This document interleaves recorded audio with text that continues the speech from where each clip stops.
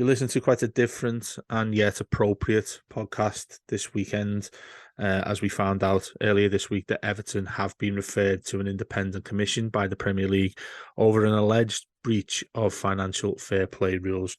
Joining me now to have a extensive discussion about this is an Evertonian, a good friend, and the senior correspondent of Off the Pitch, James Corbett.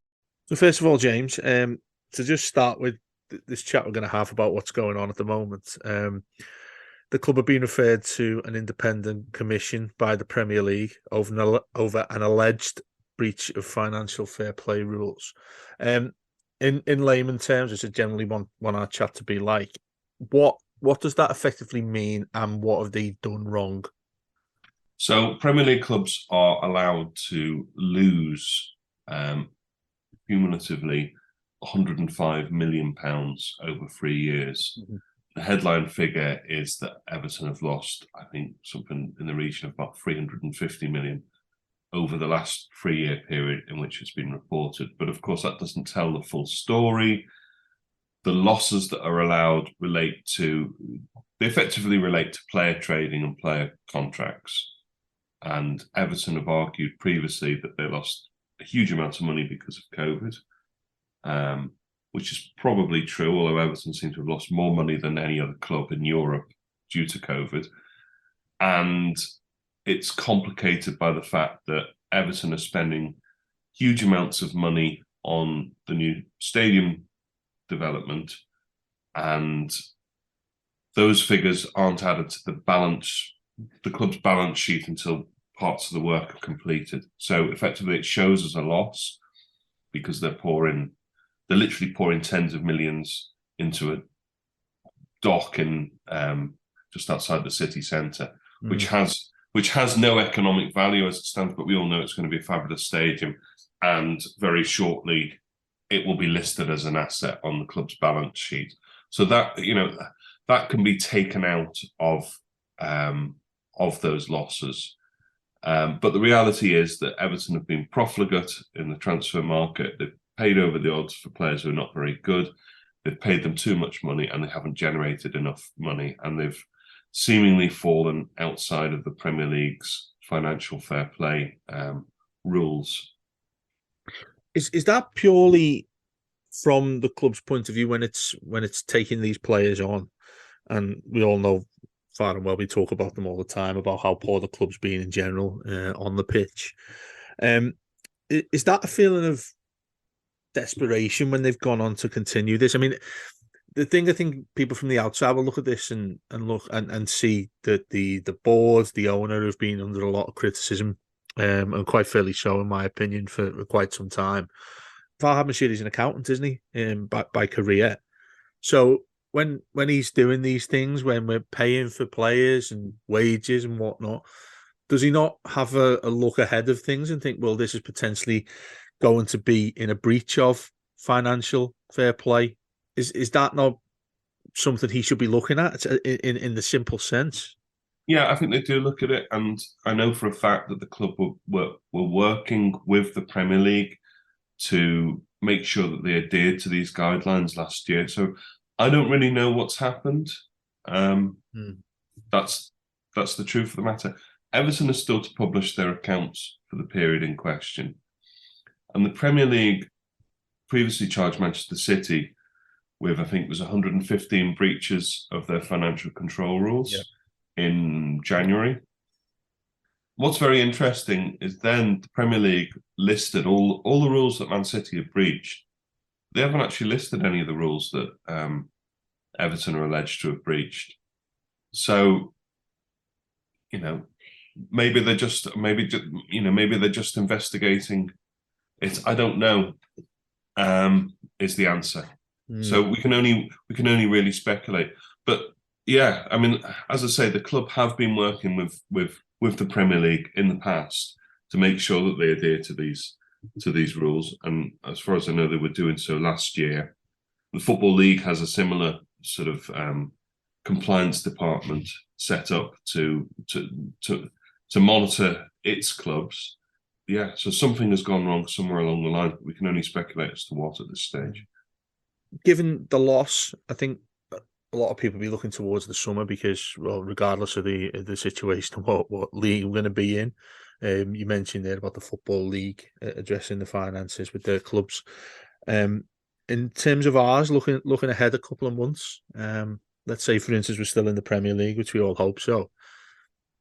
Financially, given this cloud that's now on them after what we found out yesterday, what are they able to do in return in terms of getting players in? Is that something that's going to be an issue in terms of Everton have a particular amount of time where they're not allowed to spend money financially, or will this still be on what we've done in previous seasons as to we weren't allowed to spend as much money as we previously had since Mashiri came in? I don't think that the development over the last 24 hours changes anything in the summer. So they will have a massive spreadsheet which will have all the incomings and outgoings, and it will have a budget for players and wages based on that. And I think there's a few really big earners whose contracts are up in the summer, so it should give them a little bit more leeway. If they're charged and found guilty by this independent panel, I would anticipate as a punishment that, maybe a bit like Chelsea a few years ago, they will have restrictions placed on their transfer activity, and possibly a points deduction as well. But I don't necessarily foresee that happening for quite some time yet.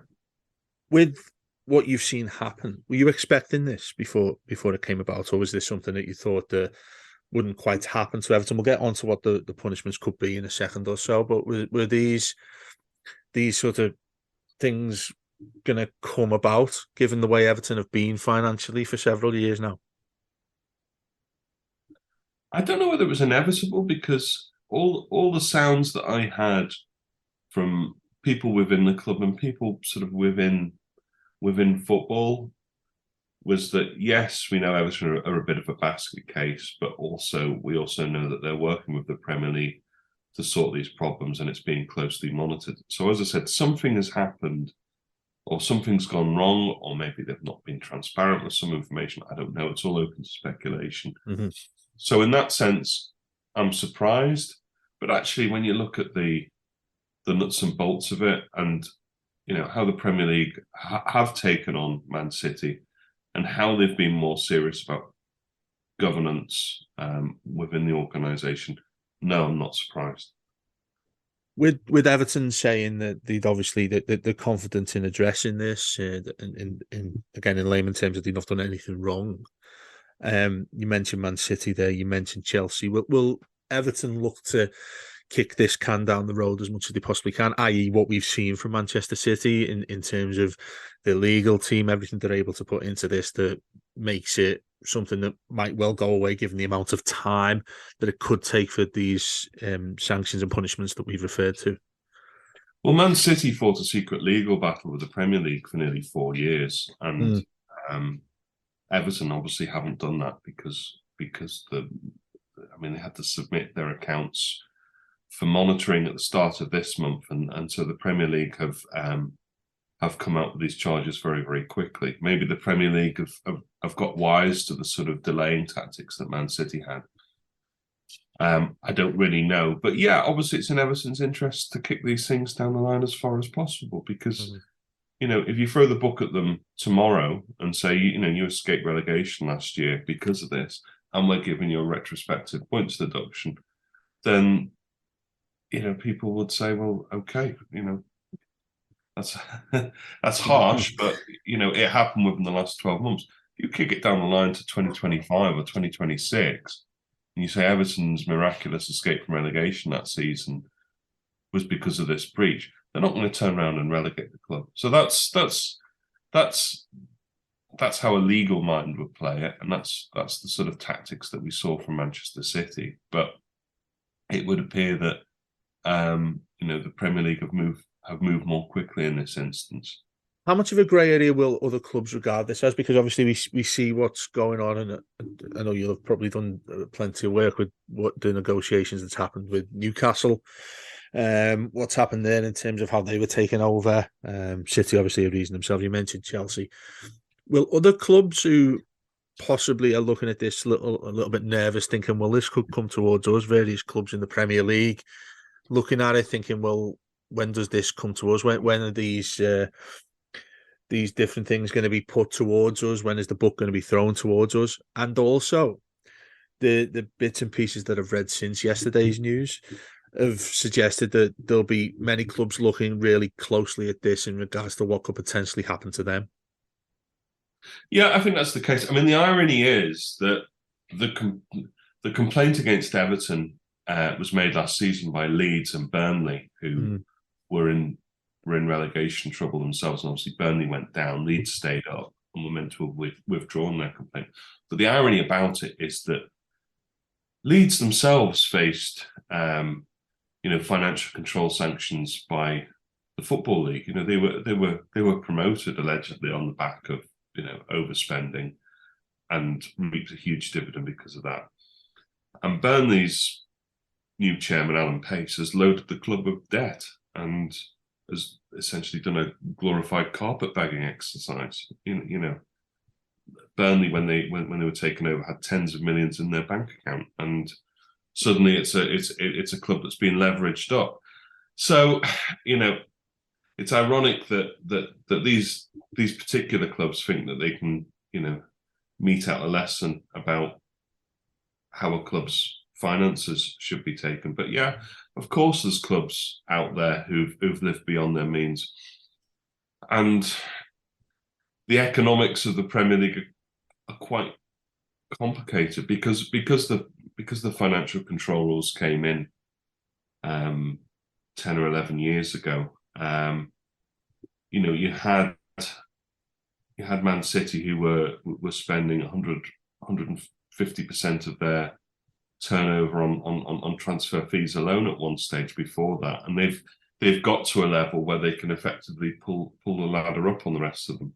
And we all know that Man City are under scrutiny. I mean, I've investigated fake sponsorship deals that Man City have done in order to allegedly comply with these rules. So, the clubs have their, different clubs have their own way of dealing with these problems. And I think the way that some clubs spent last summer, you look at the Nottingham Forests and so on, maybe they're storing up problems for the future. Are Everton simply going to be an example that the Premier League will want to make of a certain side? Because obviously many of us as fans will be looking at this thinking, this is just a typical Everton thing where like previous issues we've had in the past, both financially, the things that people say towards the board and the owner, this is typical old Everton, we can't get these things right, despite the fact we had so much money to spend when Moshiri took over at the club. Would the Premier League and other organisations look to a club like Everton and think, well, maybe these look a little bit of a soft touch compared to the likes of Manchester City and clubs with a lot more financial prowess, and think that Everton are the side that we can really look like we are an authority that means business? Because I think many fans of other clubs, certainly many Liverpool fans across the park that we've known, have thrown a lot of criticism towards Manchester City and the way they've operated, and would think, well, nothing's going to be shown unless there's going to be real punishment shown towards these clubs. So Everton, would they be a bit of a soft touch, perhaps, in a quite cynical way? Well, it would be consistent with Everton's history if they were. That's exactly what I mean, James. Yeah. I mean, look, as you know, David, I've written numerous books on Everton's history, and whether it's stuff beyond our control happening, like world wars breaking out, or whether it's the club's star midfielder Tony Kay being banned for a betting misdemeanor at another club, or whether it's the ban that came in after Heysel. Everton have been made to suffer for stuff that other clubs haven't. I mean, wouldn't it be ironic that the the payoff that the disastrous Rafa Benitez was given, brought Everton over the FFP lines. Whereas we've got enough managers to talk about with that, haven't we? To be fair, in the yeah, last few years. yeah, Man City breach FFP by signing players like Kevin De Bruyne and Erling Haaland, and Everton breach it by sacking Rafa Benitez. Or we can't really compare decent players compared to the ones you just said, really, can we? I know, or bringing in Dele Alli. I think if the Premier League wants to make an example of anybody, I think it will be Man City. I think Man City have not only been so blatant about it, but they've been very, very aggressive, and people's patience really has worn out. You speak to people at UEFA, you speak to people at the Premier League, and they've had enough. They've had enough of filibustering by lawyers and obstructive tactics. I don't get the sense that they look upon Everton like that. Maybe Everton just aren't of the same size and stature anymore. So I think if there is an example to be made, it will be of City. On the other hand, Everton are probably an easier target in some ways. Yeah. And we talked about this before we started recording. Everton just don't play the political games very well. I'm going to a major conference this week, the European Club Association. Everton are associate members. Everton never ever send anybody. Liverpool send their CEO, Man City send their CEO. Oliver Kahn, the Bayern CEO, will be there. Edwin van der Sar, the Ajax CEO. Nasser Khalifa, the PSG president.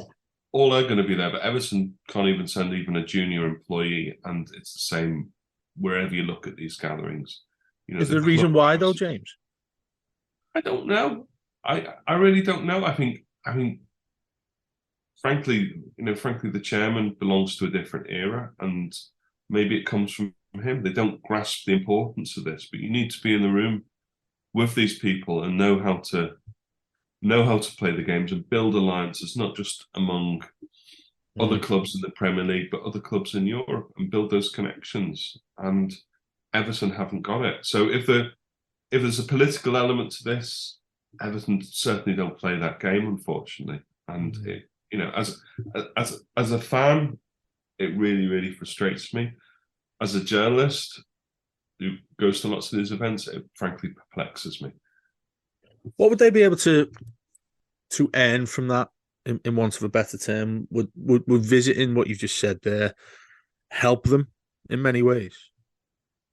Yeah, I think so. And it's just really about an exchange of ideas and opening yourself up to the world, and how the governance and politics and economics of football works. I mean, I've had examples where I've sat in the room with senior members of Everton's executive team, and I've said, you should meet this person, you should meet that person. One or two of them are sort of quite open to that. We're talking really high level executives, whether at FIFA or UEFA and so on. Some of them are open to it. Some of them they don't get it. They don't understand it. They don't grasp it. And it's an introversion within the club that needs to be addressed, frankly. And they can do it as well. I mean, if you look at how they engaged with local politicians and opinion formers and communities and media and so on around the planning application for Bramley-Moore Dock, I mean, it was a really impressive exercise, and they got all that over the line. And I think it's a good example of what the club can do if the right people are allowed to just get on with their jobs. But beyond the Merseyside area, I don't see them engaging with people in a sophisticated way. It'd be generally wrong for me not to ask you about your views towards the Everton board, and I know a lot of what we said so far relates to criticism towards them and how they've not attended the conference you're about to yourself, and not really shown any political interest in financial football. The board itself is the thing that most fans, you would say, really have huge issues with, and want the changes that we've seen for many, many years. What is your take on that? How the board operates itself now, and does essentially a fan would ask, well, this needs changing. People need to leave. The issues that we've seen this season. What's your take on that? I don't think it's a properly functioning board in the traditional sense because you have so many club executives that are on it. So I don't understand it as a construct. So if you look at like a big company or a PLC and so on, you wouldn't have the chief executive and the chief finance officer on the board of directors. It would be a supervisory board that monitors what the paid employees, like the chief executive and the CFO and director of football and whoever is doing, and they set the strategy and ambitions for the club. So it's totally dysfunctional in that sense. I mean, how can the CFO or the CEO be held accountable if the people they're accountable to are ultimately themselves? I mean, it's nonsense. Mm. And I mean, you look at the role of the chairman. I mean, he's 77 years old now. He's been a very successful theatre impresario, but he's been in senior board positions since the start of the century, and he's been involved in the Everton board, I think, since 1989 or 1990. I mean, people talk about Sepp Blatter or Joe Havilange going on and on forever. Well, Bill Kenwright succeeded Sepp Blatter's term quite significantly as FIFA president, and I think he's nearly up there with Havilange, who was FIFA president for 24 years. And also he doesn't have a significant shareholding in the club anymore. I think it's 1%. So I don't understand why Bill Kenwright's there. That's not to say that Bill is a bad person, or it's just not something I can comprehend. I mean, in terms of his track record, I mean, it's not great, is it?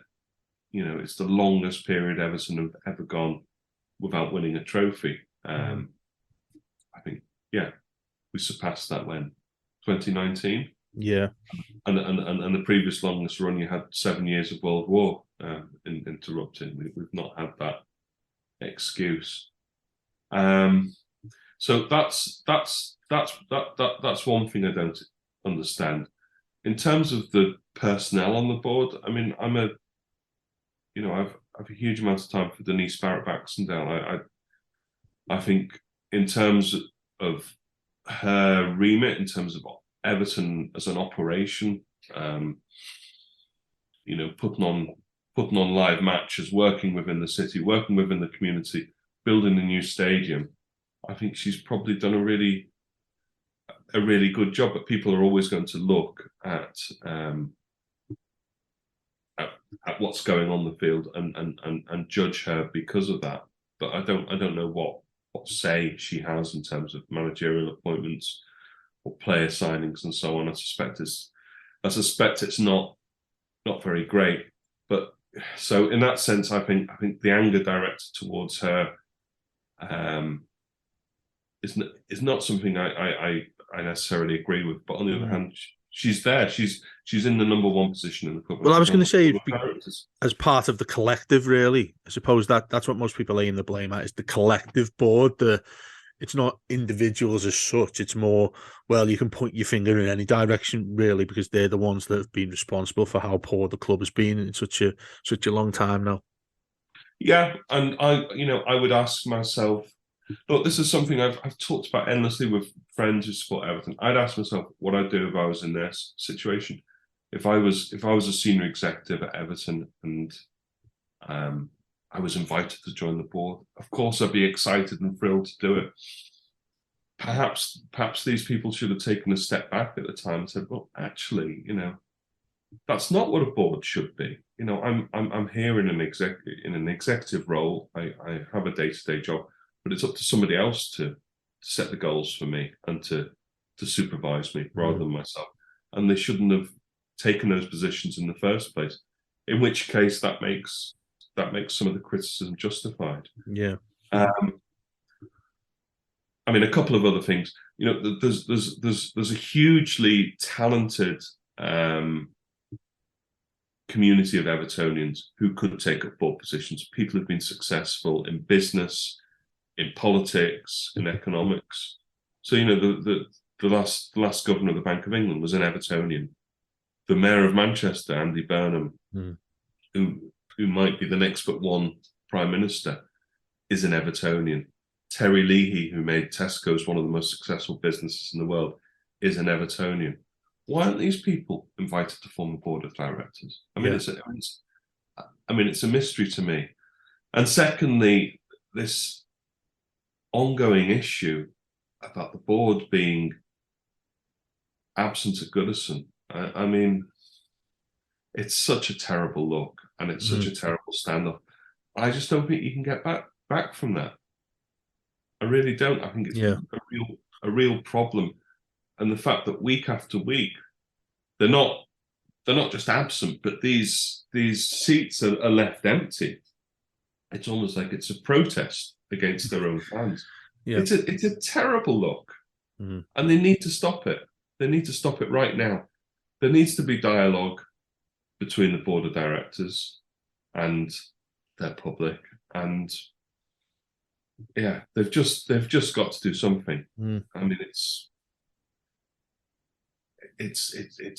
just beyond comprehension as a supporter. Yeah, and you know, when you go to industry events, as I'm going to next week, and as I was at the Financial Times Football Business Summit at the start of the month, where again loads of club executives from all over Europe.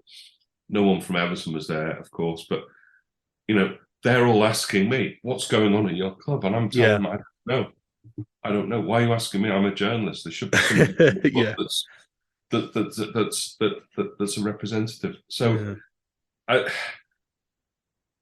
personally, as a fan, I find it frustrating, and again, as a journalist who works within the industry, I just find it inexplicable. Back to what we started with in regards to the news we received yesterday. How do you see this panning out in the end of it? I know we were talking about it was relatively impossible to say, but just a quick take from you on how you think this will respond, how this will pan out for Everton in the next few months and years ahead. There's no real precedence in the Premier League. According to the statute book, they are effectively allowed to, you know, punish without limits. They could relegate us, they could expel us from the league, and so on. I don't think that's going to happen. I think if they're found guilty, there will be they'll go under a period of intense monitoring by the Premier League, which by all accounts they have been already. There might be a transfer embargo, there might be a points deduction, but it will be set in the future. I don't think it'll be retrospective. It's not.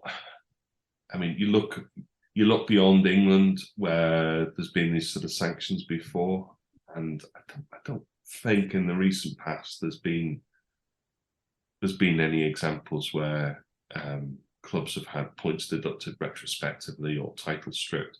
The one exception being in Italy, where Juventus were relegated due to the Calciopoli scandal, but that was match fixing. That was actually sporting integrity, and I suppose this is in a way. But you know, how do you prove? You know, there's got to be a cause and effect thing there. So if Everton have breached FFP by bringing in Nathan Patterson last January, you know, how do you show Nathan Patterson helped keep Everton up, or Vitaly Mykolenko? Yeah, you know, you need to prove that. I mean, it becomes easier if they'd have signed Erling Haaland. He scored 20 goals, but I think it would be very difficult, and it would be very harsh. And I just don't think there's the appetite for that sort of thing, particularly while the Man City case goes on.